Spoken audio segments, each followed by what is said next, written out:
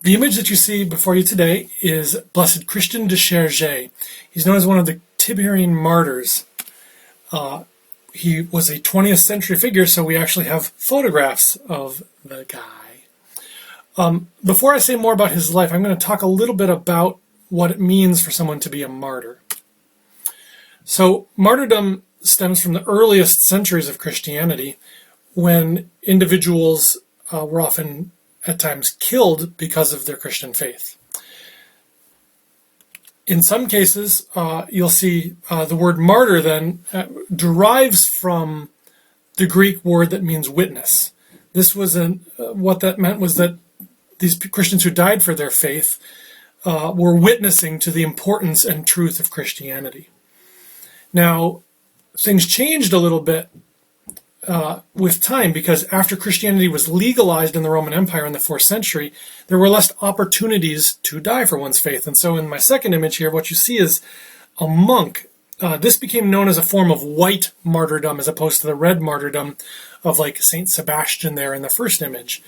White martyrdom meant that one's life reflected the importance and truth of the gospel without actually shedding your blood for Christianity. Nevertheless, your life still witnessed to the importance of Christianity, and so that was known as a form of martyrdom. When someone is killed for their faith, then they are declared a blessed, because once you are called a martyr, you are considered to be part of the what we have there, the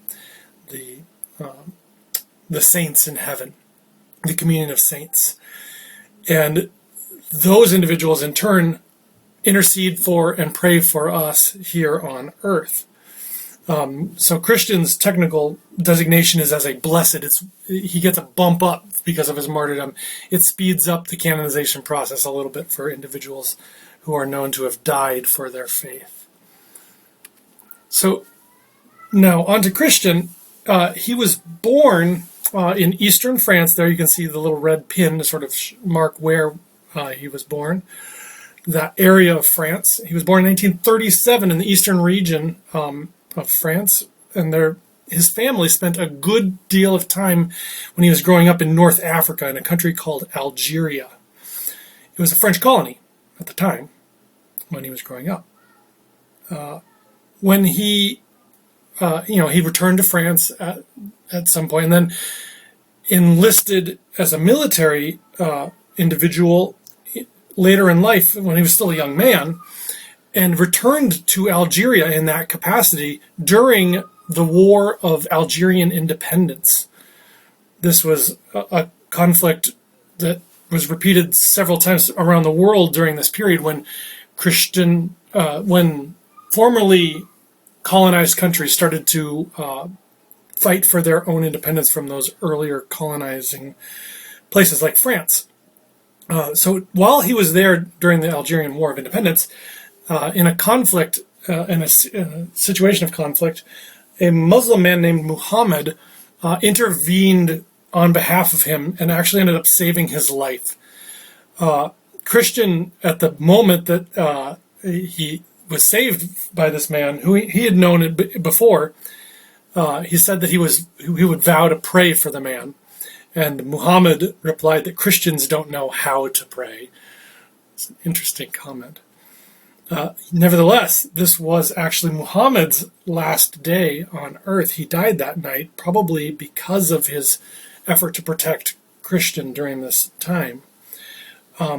Christian, in turn, took this series of events as a sign that he has to give his own life to the people of Algeria, because one of them had died to save his life, even though that person was a Muslim.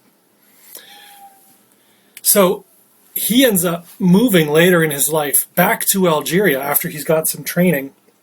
And in 1871, he returns to Algeria and takes up residence at a place called the Abbey of Our Lady of Atlas.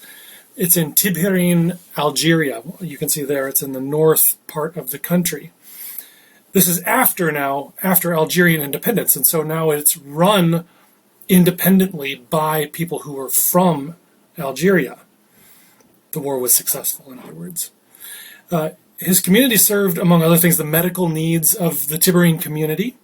And it was a Christian spiritual presence along and among a predominantly Muslim population in the region. Their community was a place for dialogue between Christians and Muslims, and Christian himself studied and had a great respect for Islam over the years of his ministry in Algeria. Then, in the 1990s, another war broke out in Algeria, known as the Algerian Civil War. This was a conflict between Islamic militants and the official government of the country. It left many Muslims in the country, including the Muslims in the town of Tibhirine, where Christian lived, sort of in the lurch. They're stuck between these sort of governmental forces and then these extremist forces that were trying to take over the country. At a certain point, the extremists in the region started killing any foreigners that were present in the country. And that put Christian's community at great risk because they were all Frenchmen. They were all white men from France. And they decided, despite the risks that came with this decision, that they were going to stay in imitation of Christ's vulnerability that he assumed in the incarnation. Right? Christ came to be with us, regardless of the dangers that came with that. So in 1996, some of these extremists took 7 of the monks at Tibhirine hostage. Christian was among them, and they were killed 2 months later. Now, prior to his kidnapping, he could kind of anticipate that this was coming. This was not completely surprising to him. He had written a document that's known today as his Last Testament, in which he expresses how he hopes that people will think about his death at the hands of Muslims after the fact. So he has some really beautiful words to say here. I'm going to read this. I'm sorry, but I'm going to do some slide reading in this case. I do not see, in fact, how I could rejoice if the people I love were indiscriminately accused of my murder. It would be too high a price to pay for what will perhaps be called the grace of martyrdom, to owe it to an Algerian, whoever he might be, especially if he says he is acting in fidelity to what he believes to be Islam. I am aware of the scorn which can be heaped on the Algerians indiscriminately. I am also aware of the caricatures of Islam which a certain Islamism fosters. It's too easy to soothe one's conscience by identifying this religious way with the fundamentalist ideology of its extremists. Obviously, my death will appear to confirm those who hastily judged me naive or idealistic. Let him tell us now what he thinks of his ideals. But these persons should know that finally my most avid curiosity will be set free.